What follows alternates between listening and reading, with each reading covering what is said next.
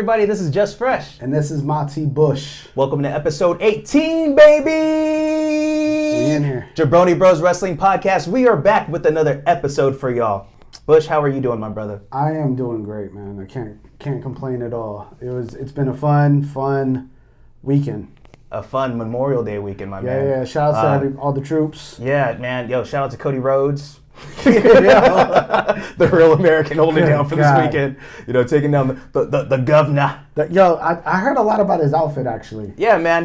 I could have peeped that too later on. I was in the, why don't we talk about the whole experience of the things? We went to the movie theater, and we got to experience Double or Nothing live with fans. Yes. Yeah, I say it with the fan. I mean, live, because it's technically in the movie theater. Technically. But it is airing live, so instead of experiencing the pay-per-view at home, we are actually in a pretty big size, I'd say medium-sized theater with wrestling fans, socially distanced, of course. Yeah, no, it was great. Walking in, my first experience, there was already people sitting down, and I was looking, and I was like, there's actually people in here to watch wrestling. To watch wrestling at the Doco in downtown Sacramento, Cinemark movie theaters. Yeah, man, and it's shouts to them. And you would think, okay, yeah, this would happen for like a WWE type of thing, but no, this is AEW, so this is like the secondary, the second largest American promotion for wrestling. And it's like, not only do we have like hardcore fans, but they're willing to come out and participate. And not only with that, it was dope for us because we had some of the Jabroni Bros family come out and enjoy the show with us. So, of course, shout out to Mondo Madness. Yeah, Mondo came out. My man Ryan came through. I know Carlos came with him. And just a couple other fans that we met at the theater, man. Yeah, we ended up chopping up Club. We ended up chopping up with some fellow wrestling fans, man, and just meeting new people, networking, and trying to build the Jabroni community. Yep. And overall, we're gonna go into the AEW results a little bit later in the show, but overall, what was your experience? How'd you feel about it, Bush? One, I would do it again.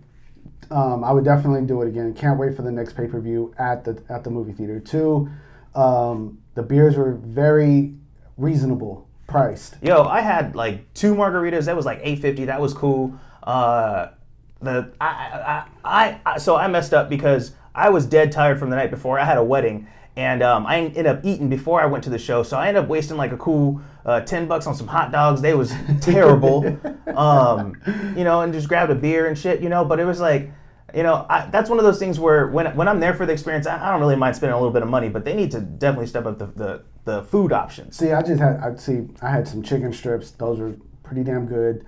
I had a Modelo. I had a Angry Orchard, and it was about $6.50. It wasn't that bad for that. I ain't mad at the price. The price was awesome. It was well worth it. I actually expected to pay more for beer, and I didn't have to, and I would do it again. And I loved where my seats were, comfortable as hell.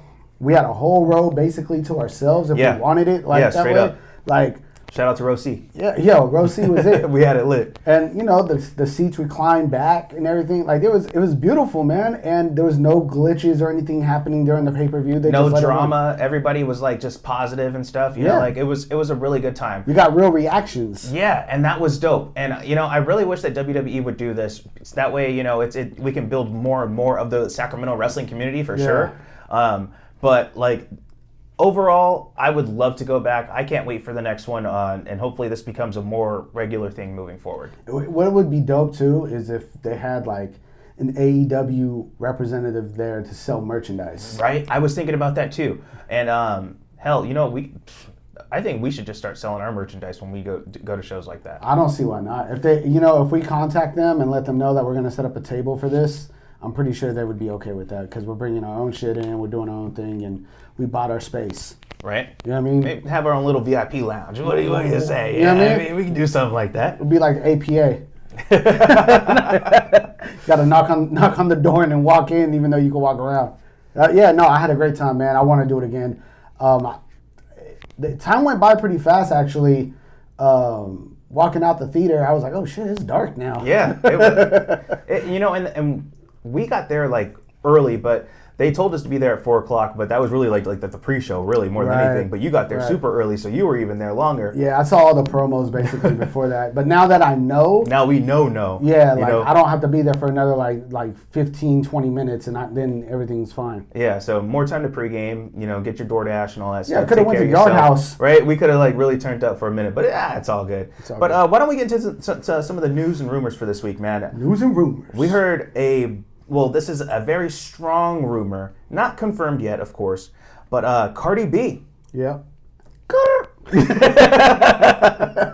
Yo, she's been rumored to host this upcoming SummerSlam, and her song "Up" is the official theme song of the show. So it's like that makes sense now. Yeah, and hopefully we'll see her get more involved, maybe in some storyline stuff, because I'd love to see her do something maybe with Bianca or like Sasha or. I was about to say, is what's her face coming back, Lacey?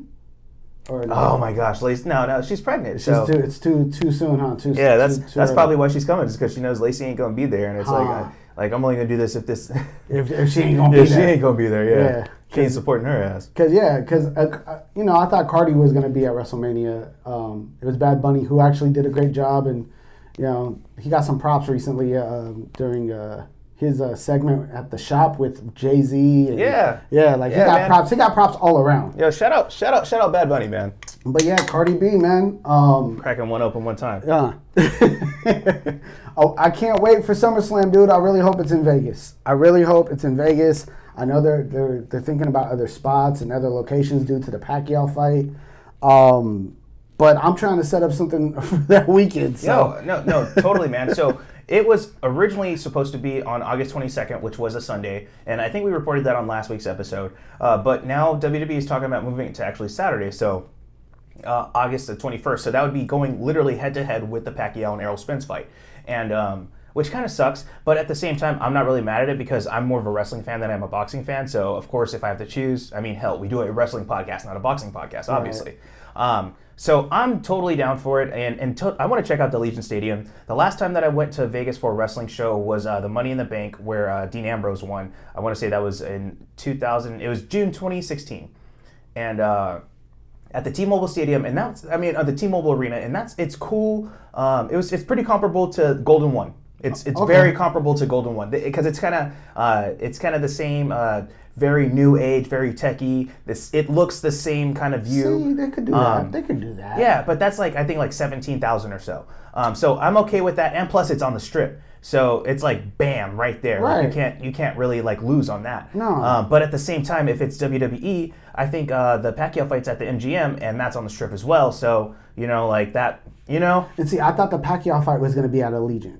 So that's I thought that was going to be there, but if it's not there, and it's at the MGM, well then you got multiple choices in Vegas still with Cardi B, right? Like she can still go do her own thing too as well, and then come to SummerSlam. Very true. I'm here for all that, and you know what? I'll order the fight on my phone and go to SummerSlam. Like, I'll watch it on my phone and be at SummerSlam. I'm okay with that.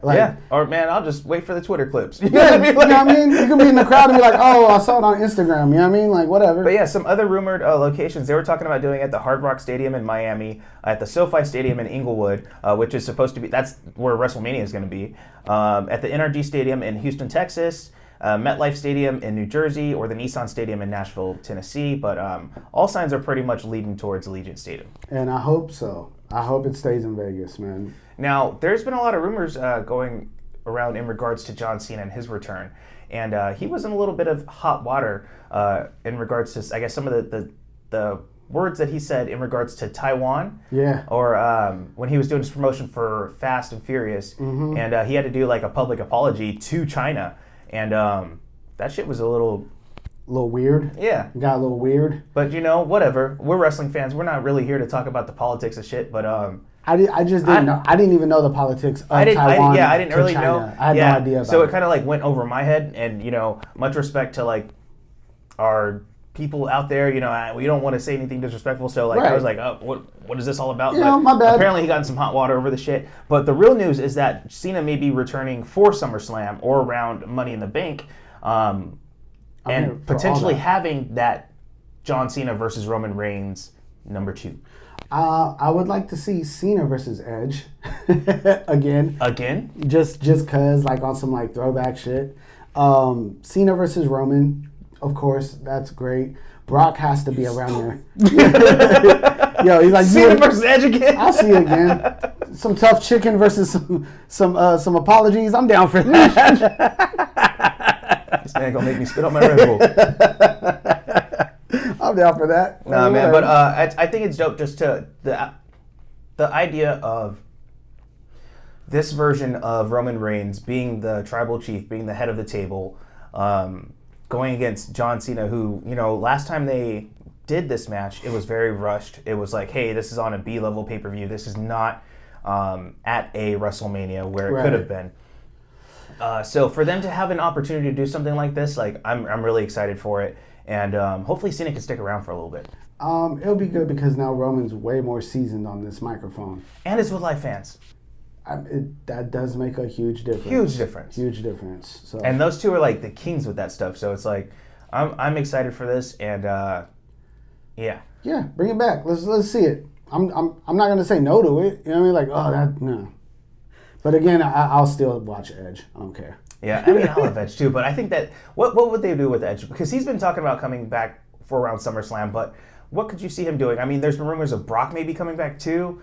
Edge is a bad guy. Is always good, man. He'll get over. And where would he go? Because he kind of teased before. He's like, I can go to Raw, I can go to NXT, I can go to SmackDown. Like he already did the SmackDown thing. Maybe he'll go to NXT for a minute. Maybe he'll go to Raw. Who knows? If he went to Raw, it would just boost everything at Raw right now. Because when Edge left, Edge was on fire on that mic. Just as long as it's not him and Randy Orton again. Like I don't. Yeah, I don't want to see that shit no more. I'm good off of that. Man, speaking of Raw, it's been a lot of hot garbage lately, and especially the commentating. And we found out that, of course, the new lead commentator that they had, Adnan Virk, has now been released after a cool 6 to 7 weeks on the job. Whatever. I mean, like it was one of those things where it's like. We all saw this coming. Like I thought he wasn't even there. Well, when he showed up after WrestleMania, he had total Mike Adamle vibes, and it was like, yo, who is this dude? And respect for him getting the opportunity. Right. But it's like, yo, you have to really know your wrestling to be a lead commentator on the flagship show for WWE. And he clearly did not know the names of a ton of moves. And you could see, I could see Corey Graves getting frustrated with them throughout the show. He's already got to deal with Byron Saxton's corny ass, but then you got to deal with a dude that doesn't even know wrestling. Bye. Good. I mean, go back to Major League Baseball. You're dope at that. You know what I mean? Right. Like, it's okay. At least he tried. I mean, I don't want to shit on dude, but he doesn't know anything about wrestling, and it was obvious, painfully obvious. And it's kind of the same thing with the new replacement that they have with Jimmy Smith, who's going to be replacing him on Monday Night Raw. Now, Smith is a former UFC and Bellator color commentator, and he's also known for his time on the Joe Rogan podcast. And it's kind of one of those things, man, where it's like, is this kind of more of the same? Now, I heard that he's been working with Michael Cole for a little bit, so hopefully that's going to help him. But he's known for color, not as lead. Lead play-by-play commentator. And I don't know. This is one of those things where I'm going to wait and see because if in a perfect world, I'd want Mauro Ranallo back or put Mauro back on NXT or something. But Mauro was my favorite play-by-play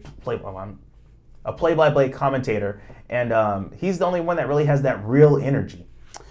I'm down for the color commentators. Those guys are always, hilarious and able to play off everything. Lead is very hard. Lead, you better be on point. You got to know everything, and you are the lead. You are the man of that mic. So it's a very hard position to play.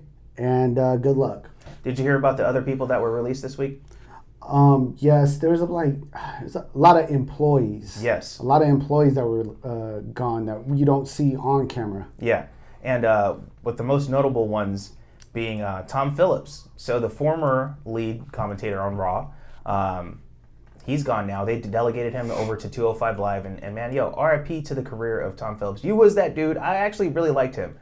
He did get called out for a little bit of, there was a scandal a couple years ago when he tweeted on an airplane about having a raging erection, and he was sending it over to his side piece, and the side piece sent it over to his fiance and like busted him out with it. So I don't know if you remember that story, but that was the big controversy that he had in the past. Clown. He like sent the selfie up like from a downward position with his neck all like I have a raging erection. I'm so hard for you right now. I was like, yo, dude, you did this shit to yourself. Yeah. So that was a couple years ago. And I don't know if he ever like really got back in their good graces. But also Josiah Williams, the dude that from Wrestle and Flow, the guy that rapped out Adam Cole and that most recently did the Cameron Grandstein song. Is he the same guy that did the Legado del Fantasma? Yeah, the same guy. Yo, that fool's dope. Yeah. That sucks, man, because that dude, he was really tight at what he did. And this is the second time they let him go, right? Yep. Yeah, so, that sucks, dude. Shouts to him, man. He's really talented, man. Did you hear about Shaq, man? He's been talking about he wants to get back in the wrestling rings. I want to get back in the ring. I got some things I want to take care of. Kenny, you should join me. Yeah, man. I love Shaq. He said he's ready soon. I'm ready. Summer. I'm ready for the big show. The summer. Anytime you want it. It doesn't matter. Chuck, you don't have these. You don't have these rings. Yeah, they put some respect on Shaq's name, man. He's. But they went through a table, bro. He went through a table. Right. He did a powerbomb. You know what I mean? That's what's up. He did it for Brody. Like, yo, I got love, nothing but love for Shaq. And then he disappeared. Yo, Shaq is an OG, man. He did the right thing, man. Yo, man, speaking of OGs, did you hear about Buff Bagwell? Dude, I only heard about Buff Bagwell because of you. Like, I didn't know this fool was arrested again. Getting arrested. I didn't even know. Again. I didn't know he got arrested the first time. So yo, Buff Bagwell used to be my dude back in the old NWO days. Apparently, him and Scott Steiner, like he's like he had like the Shawn Michaels personality, you know, like he was about them hoes. Yeah, you know? So much so the dude became a gigolo. Yeah, he became a gigolo post wrestling.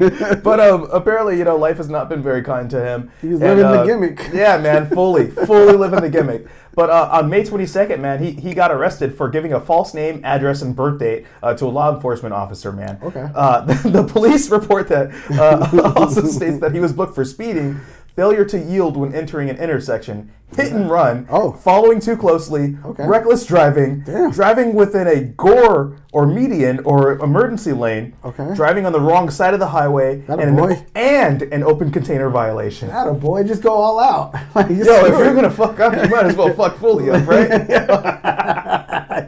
Yellow, right? I'm the stuff, and the girls can't get enough. Yo. Buff Bagwell out here just wilding, okay? Buff Daddy! Yo, living the gimmick, dude. Buff Bagwell, you don't have these 5 rings. you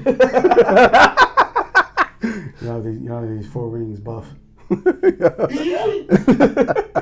Yo, that's actually what's been going on in the wrestling world recently with New Japan and AEW coming together. There's been talks about an exclusive partnership with Nick Khan.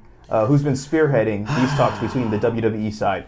So is Nick Khan is he the new guy? Is he Vince now? No, so he's in the president role. So he's like he's the guys below Vince, but he's like the general manager kind of shit, I would say.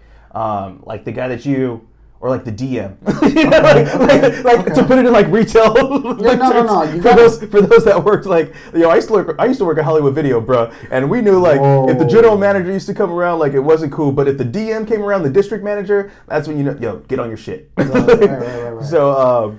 Okay, so he's the district manager. Yeah, that type of thing. He's the president or one of the presidents in executive roles. I heard he bought like an $8 million house in California and is doing business from there, even though the offices are in Connecticut. And I don't know. What's his name was hating on him. Cornette. Cornette was hella hating on him. So I was like, Cornette hates on everybody. He's like, what the fuck? You're like, motherfucker. But there's been talks right now of them coming together and doing something for quite some time.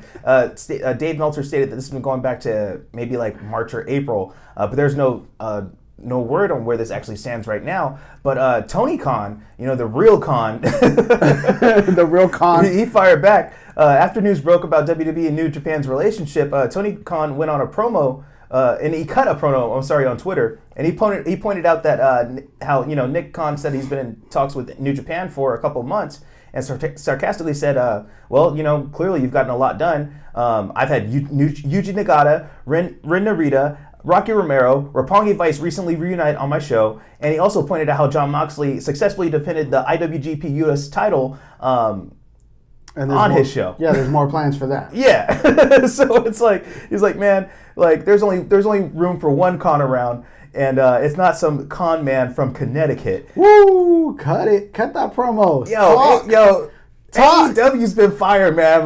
Tony Khan. Yo. Okay, we're gonna talk about some fire promos. Yeah. Why don't we get straight into it, man? Why don't we talk about some AEW Double or Nothing reaction, brother? Yeah. Let's get straight into our shit, man. Okay. So, the first match. Are we gonna talk about or are we gonna just go down the line? Man, let's just jump whatever. What was you feeling from the show, brother? Honestly, what I was feeling more than anything else was the Young Bucks making fun of a lot of WWE stuff, from doing the Macho Man to the Hogan. Mm-hmm. I mean, they were doing some basic stuff that like you guys would all recognize if you really watched. As a wrestling fan, you catch all the little shit. Like, wait, why is he doing the Macho Man right now? I saw Miro. I saw Miro hitting the Bolo Young from Bloodsport. Yep. You know what I mean? The Chung Lee throwing snakes out the damn ring. I love that. We saw Sean Spears with some Reservoir Dogs. Yeah, the Reservoir Dogs dancing. Like, yo, man, there was a lot of good stuff. There's all kinds of shit going on, a lot of good stuff man. going on here. There's just good shit. My man, Mondo got that down. Yo, he got that shit. He was getting that shit off the whole time. Yeah, it's just good shit. But the biggest news coming out from the pay-per-view was what Mark Henry, man. Mark Henry is all elite, bro. I called that before we even watched that shit. Mondo heard me say that shit. I was like, Mark Henry's going to make an appearance. I thought it was going to be during the Battle Royal. During the Battle Royal? Yeah. But him just coming out, yo, that made my day. I was totally cool with it, man. And it caught me off guard, but at the same time, Mark Henry, he's been very vocal about how he's like, look, man, I've recently dropped 80 pounds. I want to drop maybe 20 more, but I got enough in me. I want one more run. I want to get one more match out. And I think it makes perfect sense for, he sees his brother with Paul White already doing well in AEW. And now he's coming in to be one of the commentators for their new show on Friday nights, Rampage. So it makes perfect sense. And, my ass, well, I was bored, man. I listened to the media scrum after the show, and Tony Khan mentioned that the other commentator that's going to be on the show is an experienced wrestler that's currently on the roster on AEW. Yeah. Now, the first things that came to my mind was Chris Jericho. Okay. Or Taz. Because they had Chris Jericho. For several weeks, he was, during right when the pandemic started, he was doing commentary. Yeah, when I think Tony Schiavone or someone couldn't be in town. I'm cool with either or. Cool with either or, and it'd be nice to see a familiar face on commentary with Mark Henry. Yeah. Yeah, they're saying when you're flipping through channels and you see that on a Friday night, you're like, oh shit, Chris Jericho and Mark Henry. Like, okay, let me see what's up with this. Exactly, that'd be tight. Even if it's Taz, because Taz is really good. Taz is amazing on commentary, and he'll get people over, or he can bury you if you got some issues. But is he still doing dark? It's more. I guess it's kind of a back and forth thing with dark. Because I don't really watch dark. I'm gonna keep it 100. It's too much fucking wrestling. There is a lot of wrestling. Dark is cool to watch if you're just flipping through YouTube, and there are people that flip through YouTube. Yeah, I know what you mean. What I mean? Yeah, because it shows up live too. Yeah. Let's talk about Lio Rush making his AEW debut. Dope. Short, but but very impactful off the back. Yeah. Loved it. It made sense. Everybody was hyped for it. There's a couple little botches in between there, but it was fine. It was dope. He came in, did what he was supposed to do. Came out, shit was lit. Got straight into it with Private Party. Yep. I was digging it, man. And we're gonna talk more about the actual match, but why don't we go let's start from the top, man. Okay. So we were there early, so we caught the buy-in. So we saw the Serena Deeb versus Rio match, and we didn't even know this was happening, so we didn't put a prediction down for that. No. But that match was a banger. Like that was a great way to start off a show. I saw reversal after reversal. I saw all kind of technical moves going back and forth between Serena and Rio. And Serena's dope, man. Rio she gets ragdolled in that ring, man. She's like a little female Darby. Yeah, she is, and she works really well with everybody else that she faces.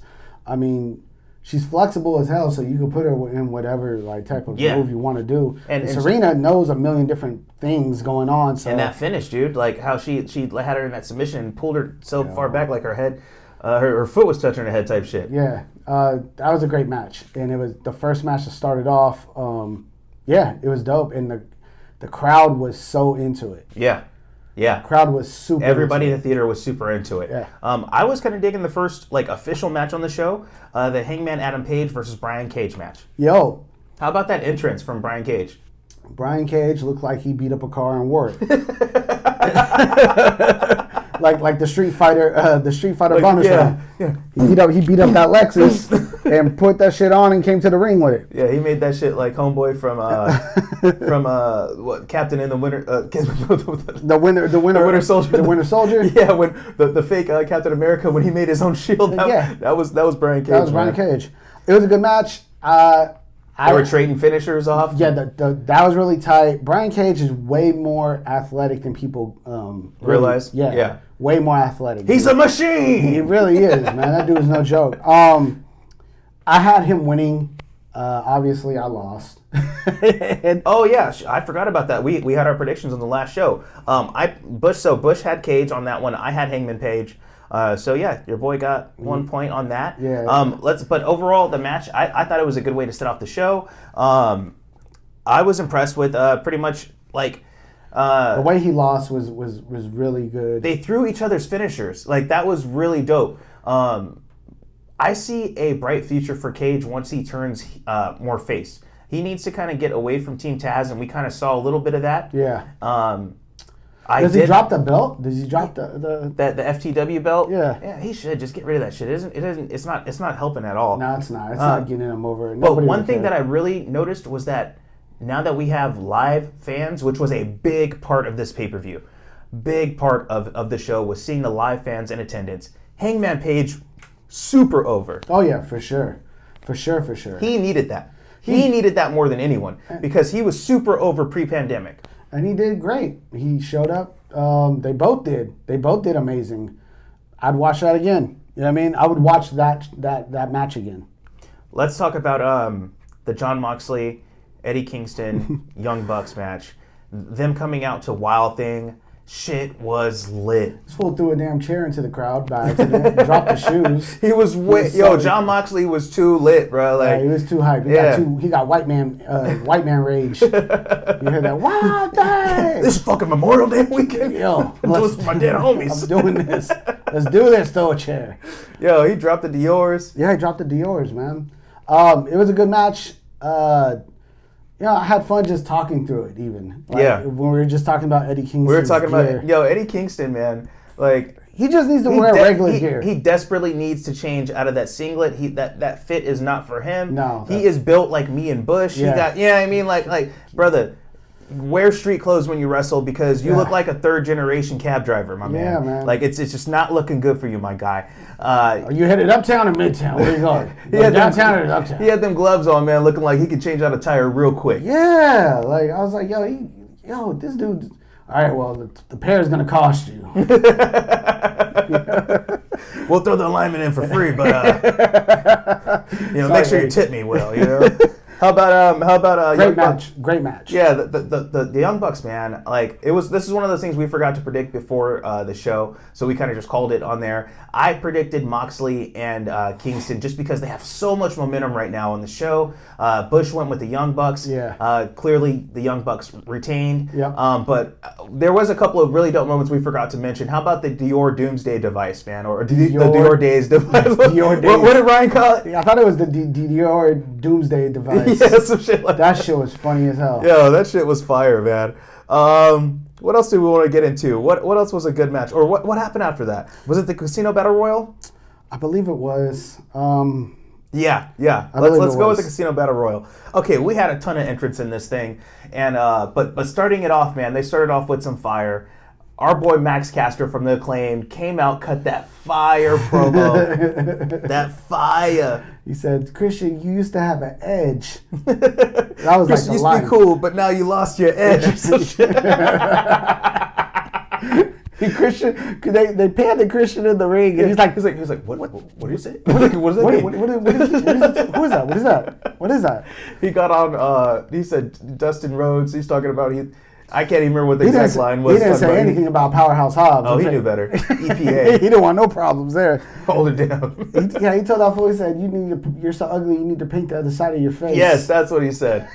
Yo, speaking of Will Hobbs, you know what I was thinking about? Wouldn't it be perfect for him and Mark Henry to have something moving forward? Why not? Yo, Mark Henry. So that's another like really dope thing about Mark Henry. Not only does he have like an eye for like talent, like he scouted Bianca Belair for one. He's the one that scouted homegirl Jade Cargill. Okay. Yeah, so it's like he's deeply connected with like the black wrestlers. The only issue that I see now that Leo Rush is there, him and Mark Henry had beef. Like that was a reason like. Pretty much like Mark Henry's looked at like as the Black Godfather in like the wrestling world. So like if you have issues, you talk to Mark and he can talk to the uppers for you. You know, like that type of shit. You told me about this. Yeah, and I guess Leo Rush was on some like, hey, like I'm out here. They were on a tour and Leo had his wife with him, and like, I'm not carrying bags. Yeah, they wanted him to carry like the people's bags, you know, the veteran wrestlers' bags, and he's like, I'm not doing that shit. Like, you know, I got my family here. Like, don't try and play me like that, you know. And I guess that became an issue, and people said that he had an attitude, and Leo rebutted, and he even did a diss track on Mark Henry, like. That's funny. Yeah, like Leo's a rapper, yeah, so that's hilarious. But yeah, overall, the battle royal itself, some of my favorite moments. Zero Miedo coming out. Yo, Zero Miedo, just disrespecting fools. Yo. Putting your finger all in your face. Like, yo, I'm loving that shit. Hollywood Blondes came out with some heat. That was tight. Who else came out with something? Evil Uno had a good showing, looking with a body built like Cactus Jack.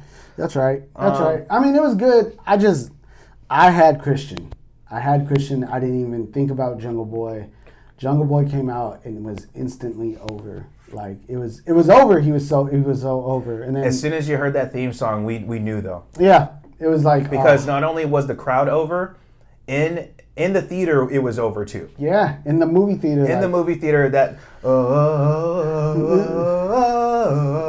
like that shit was lit. Like his video montage cracked. Yeah, his video montage. Looking like they filmed that shit at Folsom Lake. Yeah. Like they went between Folsom Lake and American River to shoot those shots, man. Like that shit had me dying, bro. I didn't see it coming, and I even said it in the theater. I was like, Jungle Boy gonna get his ass whooped by Kenny Omega. Ain't no way they're gonna make that actually happen. And it sure enough wasn't. Christian Cage put him over, and in 2 weeks we're gonna have Jungle Boy versus Kenny Omega on Dynamite, and Jungle Boy, you about to get your ass whooped, boy. It's gonna be dope though. It's gonna be fun to watch. Yo, favorite line throughout everything though from Mondo. Oh, do it for Brenda. Do it for Brenda. Do it for Brenda. Dog. I wrote that down just because I didn't want to forget it. That shit was so funny. Oh man, shout out Mondo Madness, man. We had some hell of a stories, man. We pre-gamed a little bit before too. Yo, you my dude now. Moving forward, like we solid, brother. Mondo is who I took to WrestleMania. WrestleMania, yeah. Yo, bro, he told me some stories, man. I don't think I can say it on air. We'll keep that off camera. That's my guy, man. Mondo's my guy. Oh man. How about the Cody Rhodes versus Anthony Ogogo? Okay, now this match. Oh, by the way, I had Christian Cage lost, so whatever. Yeah, I'm sorry. My prediction, I had a WWE entrant as the Joker coming in to be the winner, and technically I had someone that was from WWE, but he definitely didn't win. And my other people that I thought would be Big Show coming off of commentary and getting involved, and maybe Christian Cage because it just seemed like it was the obvious story, and I was wrong, clearly. Okay. So what was the next one? The next one was Go versus Cody Rhodes. Did not expect Cody Rhodes to win this. They went full American. Yeah, they did. And you know what? Yeah, I get it. Memorial Day. His outfit was banging.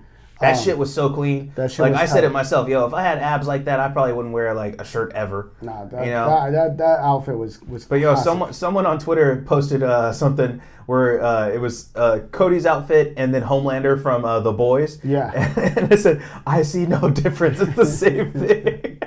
And it was great because it's like, oh shit, yeah, like Cody does. If you guys watch the show The Boys on Amazon Prime or Prime Video, whatever it is, there's this character named Homelander who like he's essentially like Captain America / a Superman kind of character, and yeah, that totally covered it. But isn't he he's the bad guy. And what have I been saying about Cody Rhodes? He's a bad guy. I'm not saying this because of no reason. Like he's the heel. He's literally the heel. You also said that Daniel Bryan was a heel, and that didn't work out either. Man, he's LaRusso, bro. He's LaRusso. He's never letting that one go. I gotta hold him accountable. Damn it. Oh man! But overall, with the match, okay, so we gotta take this in consideration. Anthony Ogogo, British Nigerian brother, three-time bronze medalist in the Olympics. There it is. Sponsored by Nike, sponsored by Subway. Like, this dude is a big deal over in the UK. He even went and did an interview, said that he was offered by WWE a higher amount to sign with them, but he was like, nah, I'm going to go with AEW because they clearly care more about the people. And he really... good for him. Yeah, he said that he really saw Cody Rhodes' vision and was like, yo, I'm going with these guys. And he became like one of the standout students through the Nightmare Factory. That's his story. He's very new to wrestling, and I think he did a good job. And the man did a frog splash. Yeah, it's like, yo, if you're going to go in, and Cody can have a good match with anyone. We saw what he did with Shaq. It's Cody Rhodes, man. Yeah. And if you're going to pull out the gimmick of being your father's name, the American Dream, on Memorial Day, I guess I can see you winning, but I totally thought it would have been better, and you would have got way more heat by letting Ogogo win. Oh yeah, for sure. That would have been that would have made him more. Yeah, I was looking for that. We both chose Ogogo. We were both wrong on this one. Yes, and even like our Jabroni fam there, they were like, "Oh shit, really? Cody won?" Like it was kind of a letdown. Yeah, but we were all kind of like, yeah, well that kind of sucks. But we said he's probably going to get his win back on Dynamite because he's going to be. I believe it's Cody and Lee Johnson with Ogogo and one of the other factory people. But yeah, they gonna get that win. Like, it just seems to make sense, man. They can't bury this guy. Is there gonna be people on that crowd? Yeah, moving forward. Yeah, it's just going down there. Yeah, okay. Yeah, shit is going down. Okay. Let's see. Oh, how about the Dr. Britt Baker versus Hikaru Shida? Yo, okay. So, great match. Very slow in the middle, like super slow. I agree. But at the end, when it started to really pick up, with Rebel, not Reba. Yeah, Rebel. When it started to pick up right there, it got cracking, and a lot of good. How do you say? Just like back and forth finish. Like, oh, I thought she was gonna tap, or oh shit, this could be it right here. Like, there was a lot of good back and forth of that. A lot of moments where when she pulled on that glove. Yeah, I knew shit was going down. Yep. My thoughts personally, I feel like we kind of got spoiled with that Serena Deeb versus Riho because that match to me outshined the Britt Baker and Hikaru Shida.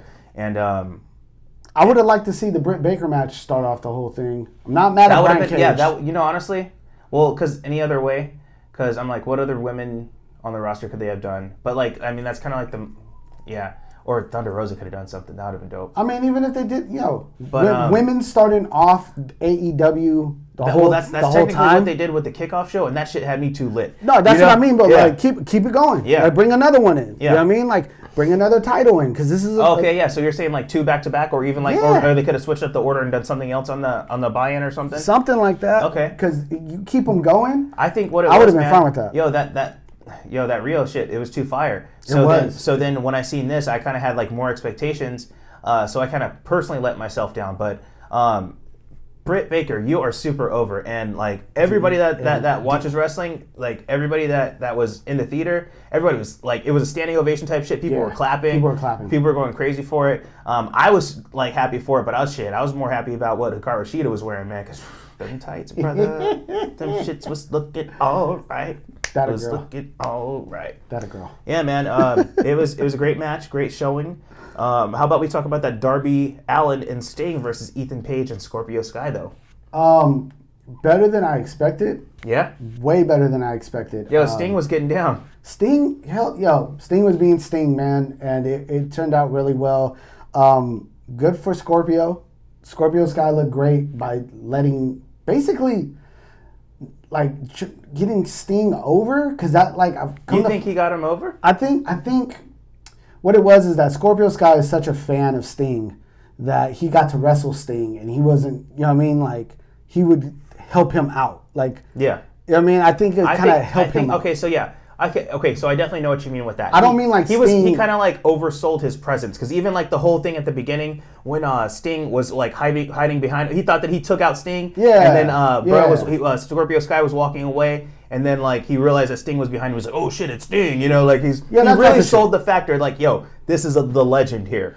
And that's Sting, what I meant by that. I got you. That's what we Jabroni Bros. Because I didn't want to. I'm not trying to disrespect Sting. You know if anything, because it's actually it's funny that you mentioned. The reason why I asked for more clarification with that is because on Twitter I've seen more people talking about like, why would you put the brass ring on this guy Scorpio Sky, and then he's the person that's ended up taking the pin against someone like Sting. You know, so it's like, if anything, they kind of felt that it was more so burying Scorpio Sky, but I don't think it was, because if anything, it's like, yo, you're having a match against friggin' Sting and Darby Allin on a pay-per-view. Yeah. So it's a win-win no matter what. It is what it is, man. I ain't mad at it. I don't care. Good for Darby, good for Sting. Yo, Darby was selling his ass off in there. They had a couple of dope moments, man. I forgot to mention earlier when Sting took off the shirt and let the man boobs out, and then hit the Stinger splash from the top of the poker chips. Yeah. That was dope. Look, man, my man's what? How's 63? Yeah, 63 years old, still doing things. Yo, man, like I know. 30-year-olds that don't want to do anything. Like this dude is Talk to him. 63, he's jumping off of chips. I know 25-year-olds that got married and said, "Oh no, I can't break dance no more. My life is over." Yeah, I mean, like you know who you are. Woo! Bang bang. Shout air steps. Bang bang bang. But yeah, great match. There was a funny spot when they both were in the submissions. I think we saw Sting put in a Scorpion Deathlock, and they started slapping each other. Who was it slapping? Is Ethan Page? No, was it Ethan Page that was choked? Yeah, okay. Ethan Page had Darby in a chokehold, right? And Sting had Scorpio Sky in the Deathlock, right? And Darby and Scorpio started slapping each other. That shit was funny. At least I think that's how I had the two. Was it that match, or was that John Moxley and? You know what? I forgot which match that was. Maybe you're right. You know, the margaritas. You know, I just remember somebody slapping the shit out of each other. That was pretty You're good. right. I think that might have been the Moxley match. Who knows? Whatever. Yeah, it's episode 18, baby. Whatever. We getting that thing. How about the triple threat match? Orange Cassidy, Pac, Kenny Omega, World Heavyweight Championship. Better than I expected it, because I did not expect. I didn't know how they were gonna play with around Orange Cassidy's character. Right. I was thinking the same thing. I was like, okay, how's this gonna work, man? Because Orange Cassidy is a comical person who gets over with the crowd, and you got two serious ass wrestlers. One who is supposedly the greatest. The bastard too. And then I thought you were going to say No, you got it right. The bastard. They got the bastard, and then bastard. And then you got the Omega. Best belt machine. Yeah, this dude got 4 belts on, and then you got Orange Cassidy, comic relief. Yeah, I mean, got old pocket. Got pockets. Old pockets. What the fuck, motherfucker. Oh goodness. That was great, though. It was a great match. Honestly, it might have been my favorite match of the night. Yeah, I could see that. I loved how Orange was getting his ass whooped, but then he would just roll out. Yeah, I like Pac, man, because Pac was going crazy. I like when Kenny Omega kicked the shit out of Pac and just flew across the ring. Yeah, that shit was nuts. I'm trying to think of. See, this is the problem. See, we watched this last night and we're recording the next day. I'm trying to remember all of there was just a lot of. There was a lot of action in there, and then Don Callis came out and screwed Orange Cassidy. I remember that. Yep. Good Brothers came out. Shit, let me look at my notes because I'm freestyling too much. Yo, it was just a really good match, man. Kenny Omega hitting motherfuckers with belts. Oh yeah. So what I mean? Kenny literally hit Pac with every single championship belt that he had. I've never seen that happen before. And then Orange Cassidy almost stole the pin. Orange Cassidy came in and almost stole a damn win. Almost got it. It was really good, man. It had everyone in the theater going crazy. Yo, what match was that we were bugging out about the ref? Was that the Britt Baker shit?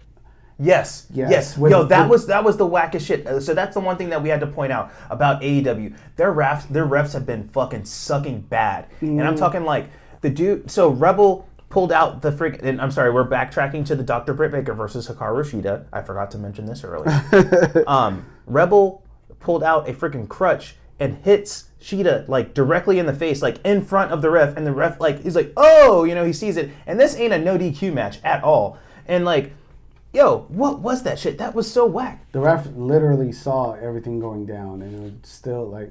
There was a couple moments throughout the show where that happened, and I was like, yo, if every match ain't a no DQ, then you guys need to hella tighten up your refs, because it makes no sense now. Yeah. But again, Kenny Omega, Orange Cassidy, Pac, crowd was into it. Everyone was into it. Everybody loved the moves. Yo, I thought, okay, so in the theater, most people were super hyped for Kenny Omega. There was a lot of Kenny Omega fans at the movie theater, and I was really shocked by that. I thought more Orange Cassidy. I thought there would be more Orange Cassidy. But there was a lot of Kenny Omega stands in there, and I was like, a lot of young bucks. Where the hell did that come from? I was not expecting any of that. But whatever. Like, to each his own. That's why the dude is a champion with 4 different belts. You know what I mean? We forgot to mention the TNT Championship, Miro and Lance Archer. Such a good match. Again, Miro is so dope, dude. When I saw him starting to do that Bolo Young, Chun-Li stuff from Bloodsport, I was like, that's what I'm watching. I'm watching that. Like, I'm seeing this right now. And I kept calling it every time I saw it. I was like, when he grabbed the Jake the Snake's bag and started doing going like this and then through the damn snake. I couldn't believe it. I was like, yo, PETA is going to be pissed. That shit was so damn funny. Like, how did they let that happen? You didn't see a snake. But that was what you're supposed to be thinking. It plays back on when was it Earthquake? That smashed, or he sat on Damien. Yeah, on Damien, the damn snake. Yeah, and like the inside story was that they really had like ground beef in there, so they just made him kept smushing it over and over, and he just had like a meat spot on his butt. That a boy. Yeah, man, we forgot to say some of the predictions that we had on earlier, but I mean, we had the same one, so we both predicted Darby and Sting, so we're both right on that. Yeah. We both had Britt Baker. Yep. We both had a go-go, and we were wrong. That was Cody. I had Kenny Omega. Yep. You had Pac. And I was wrong. Yeah, so I got that right with Kenny. We both had Miro, so we were right on that. Yep. And then how about the main event, dude? Okay, so I was wrong on this. We had Inner Circle versus the Pinnacle in a Stadium Stampede match. I seen some people hating on the fact that they're like, oh, well, the world's open back up, and you guys decide to still do like video, like you guys are still recording like stuff. And I was like, yes, I get where you're coming from, but like it ended well. You know what? I'm just gonna flat out say it. Those dudes are idiots. Like when people say stupid shit like that, you gotta understand. Like this is the problem with everyone having an opinion, because there's so many stupid ass people that'll say stupid stuff like that. Yo, this is one of the best parts of the freaking show. Cinematic matches belong in wrestling now. Like straight up. Yo, especially if you're gonna be at a movie theater. Yeah. Like we're at a movie theater. You guys are watching at home. You're not actually at the show. And then the way they blended it so that literally you can't tell if the stadium match is literally happening live or if like it's just happening if it's been pre-recorded. But they implemented the live crowd, in which by having Jericho and MJF come out and Jericho damn near falling over the concourse balcony, and then Sammy Guevara and Sean Spears finishing the match in the ring. So it's like, it's the best of both worlds. You see everything. It was dope. It was a good match. It was fun to watch.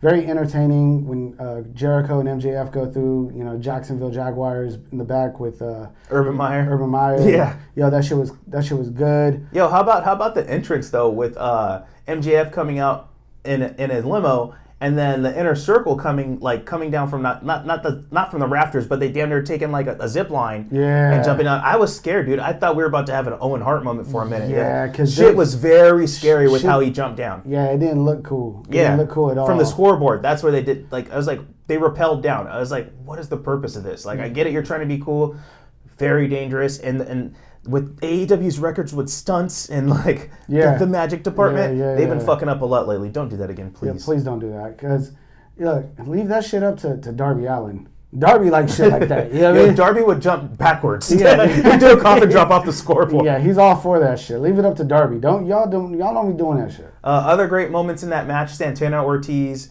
versus FTR in a nightclub. That was funny.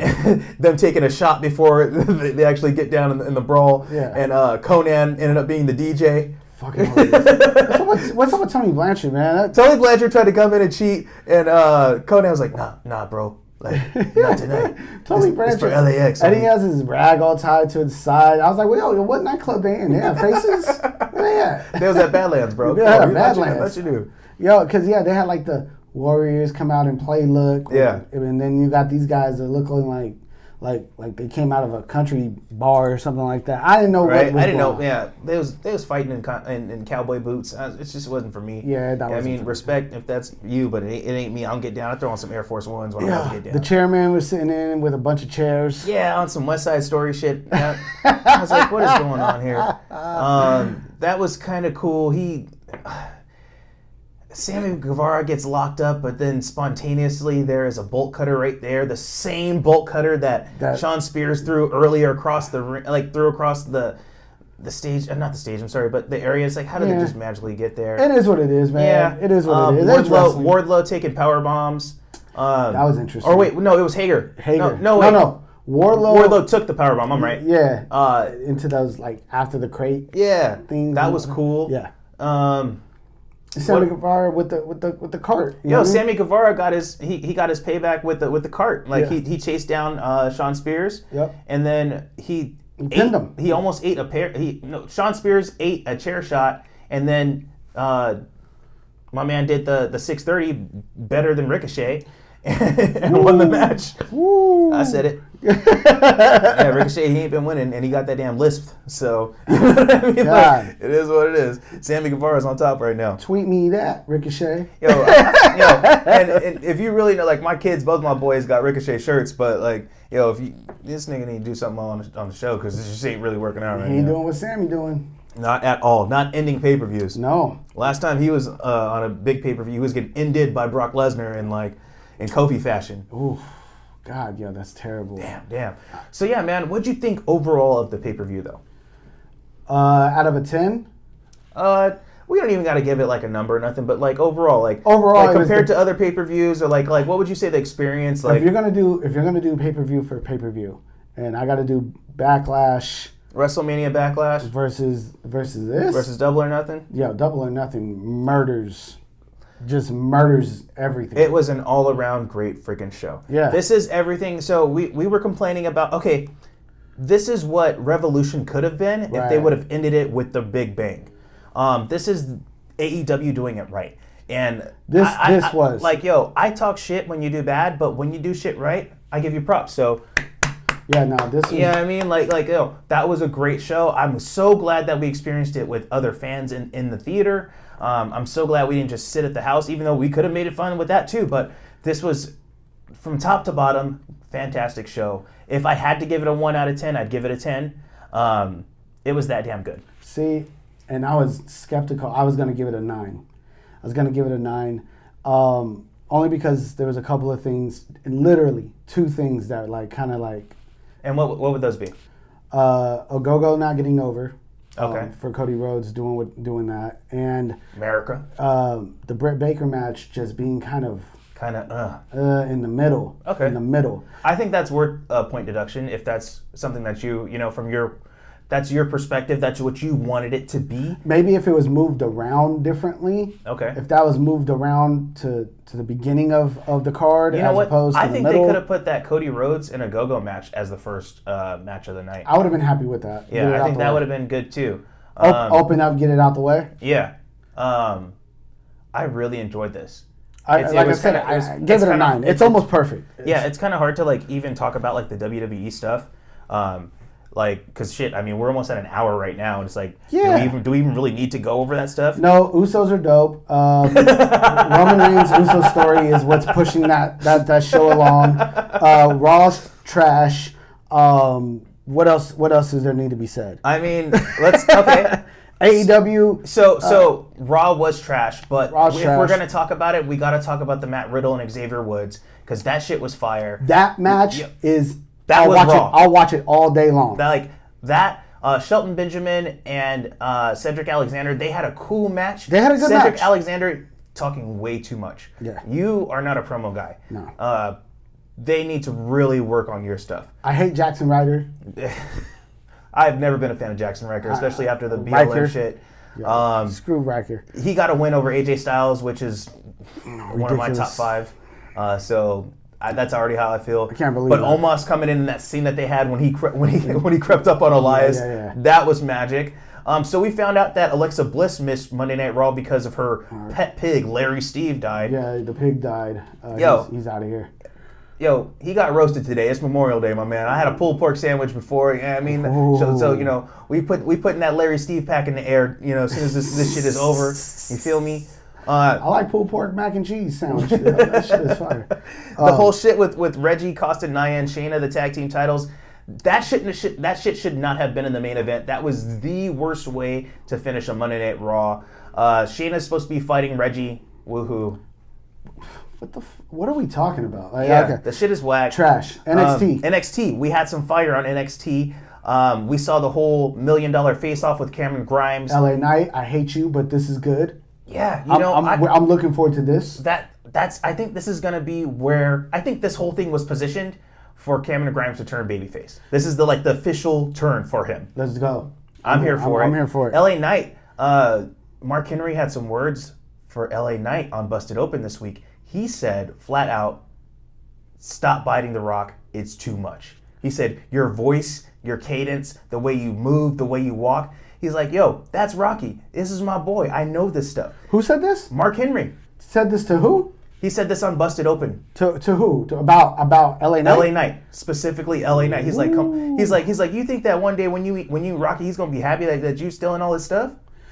Yo. And this is coming from a Nation of Domination member, so it's like, I think that's already been like, you know what I mean? Like, people don't just bring that kind of stuff up. And now, and to think about it more, this is before Mark Henry was signed to AEW. So now we know for sure, like he's shooting right now. Yeah, the shot's fired, and I'm all here for it. Yeah. Shotzi and Ember Moon versus Raquel Gonzalez and Dakota Kai. It still protects Raquel Gonzalez. Because Dakota ate the pin? Yeah, still protects. And then she gets to throw Shotzi around and show how dominant she is. Yo, we got to talk about Santos Escobar, bro. Santos Escobar coming for that North American title. He's not a cruiserweight no more, baby. And I'm all here for it. He deserves it. He deserves to be on that playing field. And it makes sense. Because he said, look, if you're going to be the champion in North America, that includes Mexico. Right. And come on. Come on. Yo, there's money right there. And even if he doesn't win right now against Bronson Reed, my man Santos has to get that North American Championship. It just makes so much sense. I'm here for that. Frankie Monet debuted. Yeah, so that's John Morrison's wife, the former Taya Valkyrie from TNA and pretty much everywhere else in the independents. And yeah, she debuted, and her finisher's the Glam Slam. And it looks like they might be setting up something between her and Beth Phoenix, potentially. Who knows? Okay, here for it. If it happens, I'm here for it. Karrion Kross. Trash, but he won. Just saying, I saw his finisher in AEW like 6 times, right? And I called it every time it happened. So, but it's a knockout blow, guys. My man Ryan called that one. Yo, I'm OD with his laughter right now. This is Red Bull, I promise. All right, brother. Well, why don't we get straight into our wrestlers of the week, man? We can include Double or Nothing. We recorded this on a Monday, so we have to include Double. We have to, man. Wrestlers of the week from 1 to 3. Who do you got, brother? Okay, I'm gonna go. This is really hard. I'm gonna go with Matt Riddle. Okay. Matt Riddle and Xavier Woods match was just so fire and just deserving. I'm I'm gonna go with Miro because I really loved his Bolo shit. Like I called it and I loved everything about it. And man, the last one, I might have to go with Orange Cassidy. Okay. I like Orange Cassidy, man. I mean, he fit that role really well in that match. They played around it really well, and he almost stole a win, and he was over the entire time. I liked it. Those are my 3 for the week. Okay. Me picking my 3. This is kind of biased because, of course, I just saw Double or Nothing and it was fire. Jungle Boy. Okay. I gotta go with Jungle Boy because, like, if you were in the theater, you know the energy and he's gonna be that dude. I can already see it coming, and he's doing it for Brenda. For Brenda. Number 2, you actually said Matt Riddle. I'm gonna go on the opposite end. I'm gonna say Xavier Woods. That's what's up. Because I'm glad you did that. It takes 2 to tango, and Exactly. people need to realize how dope that he is. And I hope that he gets more time to showcase that and not just be, and I hate to say not just be, a tag team wrestler, but he needs to showcase more and remind people that he can do this every week. Number 3, this one is kind of tough, but it's not easy. It's really hard, especially after all the shit that we've seen. And you can do promos. If I'm doing promos, okay, then I'm gonna. That's a tough one, yo. Okay. You know what? Actually, Tony Khan. Woo! Tony Khan's my wrestler of the week for many reasons. And this just goes to show you, I'm not fucking biased. I just spit what comes to my heart. Yo, that fire promo that you shot back at Nick Khan for letting you know there's only room for one Khan around here and not the Con man from Connecticut. Woo! That was fire. You made up for it with this great pay-per-view. You surprised me with the Mark Henry stuff. You surprised me with Leo Rush. Yeah. You did a very complete show. Dynamite on Friday was friggin' lit. Everything that has been going on with AEW's like momentum has been fantastic lately, and I just want them to keep going. And yes, I get it. He's not technically a wrestler, so if I had to be like, if you want to be, oh bro, come on, you got to pick a real wrestler of the week. Okay, then it'd really be Max Caster from the Acclaim. Yeah. The promo shit is just too fire, bro. And granted, he got eliminated like first, but it was like kind of a Santino spot. I think it was first, but if not, it was. No, he was one of the first guys to eliminate. Okay, well either way. He makes an impression every time that he comes out, and I forgot to say this earlier, but with the live crowds returning, I say maybe 2 months maximum before they have to flip them to babyface, because there's no way that he does not continue to get over on levels of Jungle Boy, Darby Allin, Orange Cassidy. It's happening, and it's coming soon. Okay, so match of the week. Match of the week? Shit. We've seen a lot of wrestling. I'm going to go, you know what, this is my favorite match at Double or Nothing. I'm going to go Young Bucks, Jon Moxley, and Eddie Kingston. Very good. Very, very good. That was my favorite match of the show, with close being the triple threat. Okay, I'm going the triple threat for my match of the week. But it was a layup. But my underdog match, the one that Usos. Oh, you know what? I take it back. Usos Street Profits. Usos Street Profit was my match of the week, and we didn't go super in depth with it about what happened on SmackDown. But yo, the Usos and Street Profits, everything that they're doing with that shit is fire. Yeah, that shit's fire. So as you guys already know, I mean, like, I'm gonna get him. I got the main event Jey Uso shirt on. Like, the Usos are my dudes. Like I said though, and that matchup was so perfect.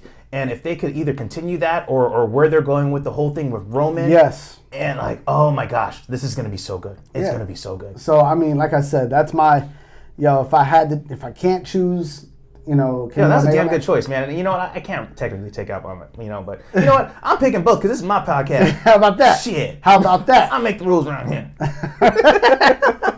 Best show of the week, man. I think this is the easy one. Oh, yeah. AEW. Just as a whole. Dynamite, Double or Nothing, whatever you want to call it. This shit was fire. Dynamite was great. SmackDown was really good in regards to storyline, but, can't beat this. We just saw what we just saw a pay-per-view in a movie theater, bro. There's no other. You're not beating that. You can't beat it. Not this week, at least. I would totally go back again. Give me a couple of Angry Orchards and sit back with a box of Crunch and Munch and watch that. Right. Next time, have a few more edibles ready. You know what I mean? Like, you're gonna be there for a minute, so you need the long high. You know what I mean? See, this is starting to learn about me. And if you don't know, now you know. But yeah, all right, brother. I think we're going to wrap up this week's episode 18. It's been another great one for you guys. Do your due diligence. We talk about this every episode. If you have not already subscribed to us on your favorite podcast station, whether that be Spotify, whether that be Apple Podcasts, whether that be iHeartRadio, whether that's Pandora, whether that's Stitcher, we are on every platform. You're probably watching us on YouTube right now. Please be sure to like this. Yeah. Subscribe to us. Yes. Leave us a comment so we know what you think. Shout out to Mondo Madness for being our comment god, always holding it down for us. If you got Facebook, man, share this shit. Yeah, it's not that hard. And share. And it's pretty good. And it takes hella long for us to upload this, edit, and do all that shit. So help a brother out. Yeah, this shit ain't gonna be up till tomorrow, baby. You get it when you get it. And it's free right now. Yeah. Until you join the Patreon, where you really get the good stuff. Yeah, because we got some shit to talk. Yeah, we got a lot of stuff. And, we giving y'all this free shit right now, but, it's going to change up. Right. This shit ain't going to be free forever, baby. No, because I still got footage on this phone from last night from watching the show. The game is to be sold, not to be told. You feel me? Pimp on, pimpin'. Once again, be sure to follow me at JustFresh916. And Motzi Bush 916. And as always, fuck Hulk Hogan, and we'll see you on the next one, guys. Peace. Woo!